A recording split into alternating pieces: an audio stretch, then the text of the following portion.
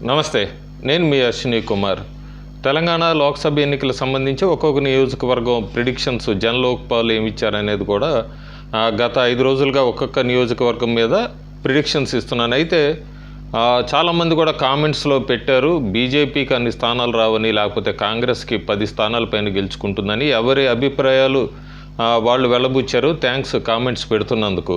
అయితే నేను నా ప్రిడిక్షన్ మీద ఎందుకు కట్టుబడి ఉన్నానంటే, గత 2 రోజులుగా జరుగుతున్న పరిణామాలు కాంగ్రెస్ పార్టీలో కూడా ఈ అంతర్గతంగా జరుగుతున్న సమావేశాలు కాంగ్రెస్ పార్టీలు ఇవన్నీ కూడా గత వారం రోజులుగా నేను పెడుతున్న ప్రిడిక్షన్స్ కరెక్టే అని నిరూపిస్తున్నాయి. మనం గురువారం శుక్రవారం కాంగ్రెస్ పార్టీలో జరిగిన అంతర్గత సమావేశాలు, అట్లాగే ఢిల్లీ నుంచి కేసీ వేణుగోపాల్ హుటిని రావటం, కాంగ్రెస్ పార్టీకి పోల్ స్ట్రాటజిస్ట్ అయిన సునీల్ కనుగోలు ఒక సర్వే చేసి ఆ సర్వే రిజల్ట్స్ కూడా కాంగ్రెస్ పార్టీ హైకమాండ్కి అందజేయటం, ఇవన్నీ కూడా కాంగ్రెస్ పార్టీని ఉక్కిరిబిక్కిరి చేసే అన్నదైతే నగ్న సత్యం. అట్లాగే ప్రిడిక్షన్స్ అన్నీ నేషనల్ మీడియా కానీ లేదా సర్వే ఏజెన్సీస్ అన్నీ కూడా తెలంగాణలో బీజేపీ బాగా పుంజుకుంది అన్న వాదన్ని కాంగ్రెస్ పార్టీ చేసిన సర్వే కూడా నిరూపిస్తుంది. సునీల్ కనుగోలు చేసిన ఐబీఆర్ఎస్ సర్వేలలో దాదాపు కాంగ్రెస్ పార్టీకి 4 నుంచి 5 స్థానాలు ఇస్తున్నాయని ఆ ఐబీఆర్ఎస్ సర్వే ఎప్పుడైతే సునీల్ కనుగోలుది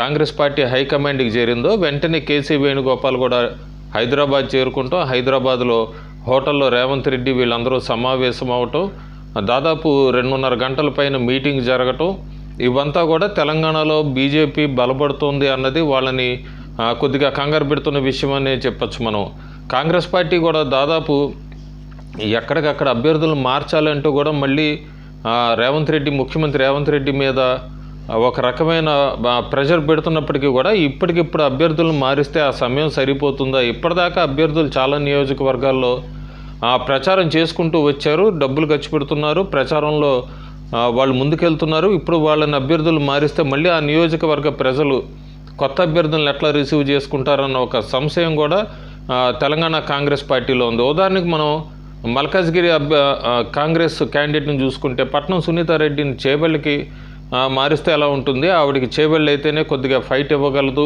అన్న ఒక అభిప్రాయం అయితే వినబడుతోంది మల్కాజ్గిరి కన్నా. సికింద్రాబాద్లో దానం నాగేందర్ ఒంటరివాడేయడం చెప్పచ్చు. దానం నాగేందర్ని అసలు ఎమ్మెల్యేగా రాజీనామా చేసి బీఆర్ఎస్ పార్టీకి ఎంపీగా కాంటెస్ట్ చేయమంటేనే ఆయన ఇంకా ముందుకు రాలేదు. అట్లాగే కాంగ్రెస్ పార్టీ తరఫున ఎప్పటికీ కూడా ఒక 2 అభ్యర్థులు పోటీ పడుతున్నారు సికింద్రాబాద్లో. అందుకే దానం నాగేందర్కి సికింద్రాబాద్ నియోజకవర్గంలో ఎక్కడ కాంగ్రెస్ మద్దతు కూడా దొరకట్లేదు. వరంగల్లో అయితే 4 గ్రూపులు అయినాయి కాంగ్రెస్ పార్టీలో, అంతర్గతంగా కాకుండా బహిరంగంగానే సమావేశంలో కుర్చీలు ఇసురుకుంటాం కూడా చూసాము మనం ఆదివారం నాడు.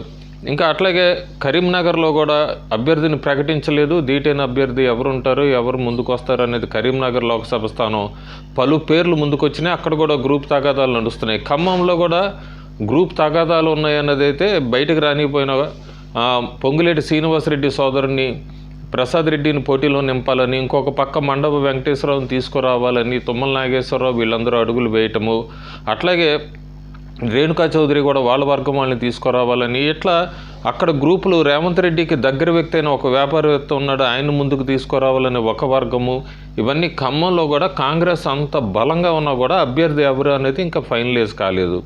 నిజామాబాద్లో చూస్తే అరవింద్ని తట్టుకునే క్యాండిడేటా కాదా, మళ్ళీ ఏమన్నా మార్పులు చేర్పులు చేయాలని ఒక పక్క నడుస్తుంది. ఆదిలాబాద్లో బీజేపీ అభ్యర్థి నగేష్ మీద కాంగ్రెస్ పార్టీ అత్రం సక్కును తీసుకొచ్చినా కూడా అంత గట్టిగా తట్టుకోగలరా అనేది కూడా ఒక వాదన వినబడుతుంది. మొత్తానికైతే కాంగ్రెస్ పార్టీలో పెద్ద కన్ఫ్యూజన్ అయితే నడుస్తుంది. సరైన అభ్యర్థుల్ని నిలబెట్టలేదని ఒక వాదన, ఇంకొక పక్క కాంగ్రెస్ పార్టీ అసెంబ్లీ ఎన్నికల వరకు గెలిచినా కూడా లోక్సభ ఎన్నికలకు వచ్చేటప్పటికి అంత పర్ఫార్మెన్స్ కనబడట్లేదు అన్నది కాంగ్రెస్ అంతర్గత సర్వే కూడా. ఒక పక్క రేవంత్ రెడ్డి ఇది నా 100 రోజుల పాలనకి రెఫరెండం అంటే ఆయన ముందుకెళ్తున్నా కూడా గ్రౌండ్ లెవెల్లో కాంగ్రెస్ పార్టీ 2వ స్థానంలో ఉంది, బీఆర్ఎస్ 3వ స్థానంలో ఉంది.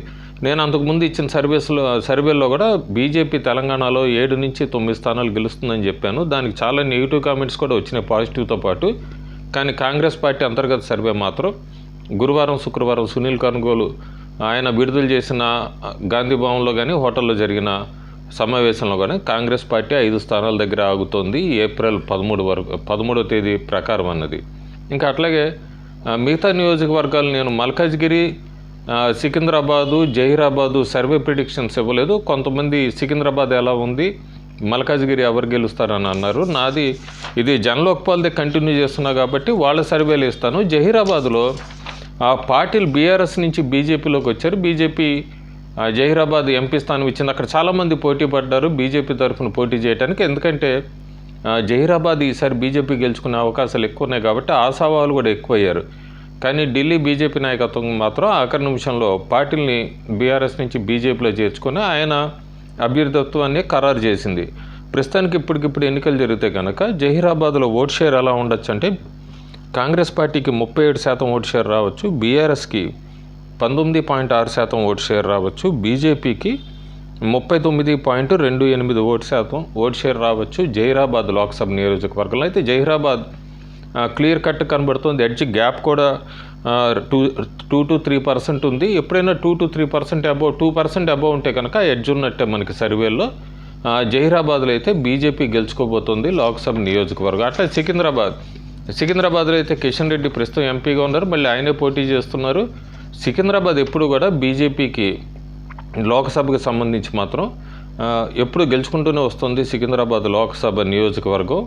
ప్రస్తుతానికి ఇప్పటికక్కడ ఎన్నికలు జరిగితే ఏ పార్టీకి అంత ఓట్ షేర్ రావచ్చు అంటే కాంగ్రెస్కి 34.25% ఓట్ షేరు, బీఆర్ఎస్కి 23.53%, బీజేపీకి 38.9% ఓట్ షేర్ రావచ్చు అని ఇది దాదాపు 4.5% ఓట్ షేర్ డిఫరెన్స్ చూపిస్తుంది. సో సికింద్రాబాద్ కాన్స్టిట్యుయెన్సీ కంఫర్ట్గా కిషన్ రెడ్డి బీజేపీ గెలుచుకుంటారని మనం చెప్పచ్చు. అట్లాగే ఇంకొక నియోజకవర్గం కూడా నేను పెట్టలేదు, అది సికింద్రాబాద్ పార్లమెంట్ నియోజకవర్గం బీజేపీకి 36.77% ఓట్ షేరు, బీఆర్ఎస్కి 31.06% ఓట్ షేరు, కాంగ్రెస్కి 27.89% ఓట్ షేర్ వస్తుంది. సో బీజేపీ బీఆర్ఎస్కి దాదాపు సికింద్రాబాద్లో 6% ఓట్ షేర్ ఉంది. సో కిషన్ రెడ్డి కంఫర్ట్గా సికింద్రాబాద్ నియోజకవర్గం గెలుచుకోబోతున్నారని చెప్పచ్చు. ఇంకా ఇంకొక నియోజకవర్గం కీన్గా అందరూ చూస్తున్నది ఈటల రాజేందర్ పోటీ చేస్తున్న మల్కాజ్గిరి నియోజకవర్గం.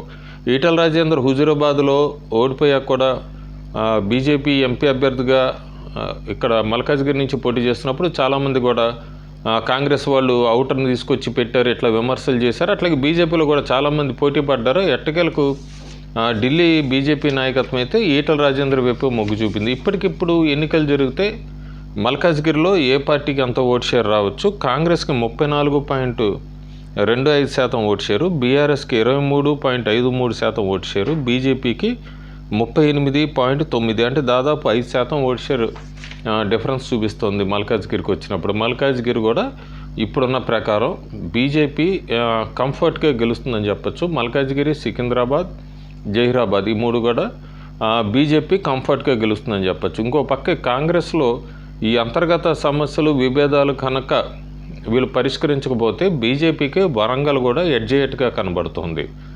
సో మనం రాబోయే రోజుల్లో చూడాలి ఇవి ఎట్లా ఉంటాయి. అట్లాగే కాంగ్రెస్ ఏమైనా అభ్యర్థులను మారుస్తుందా ఇవన్నీ చూడాలి. ప్రస్తుతానికైతే తెలంగాణలో లోక్సభకు సంబంధించి బీజేపీ అయితే 7 నుంచి 8 స్థానాలు అయితే ఖచ్చితంగా గెలుచుకుంటుంది. మిగతాది మనం చూడాలి రాబోయే రోజుల్లో. ట్రయాంగిల్ ఫైట్ నాగర్ కర్నూలు కానీ వరంగల్ ఇలాంటివన్నీ కీన్ కాంటెస్ట్లో ఉన్నాయి. ఆ కీన్ కాంటెస్ట్లో ఎడ్జి ఎవరి వైపు ఉంటుంది అనేది మాత్రం మనం రాబోయే రోజుల దాకా వేచి చూడాలి.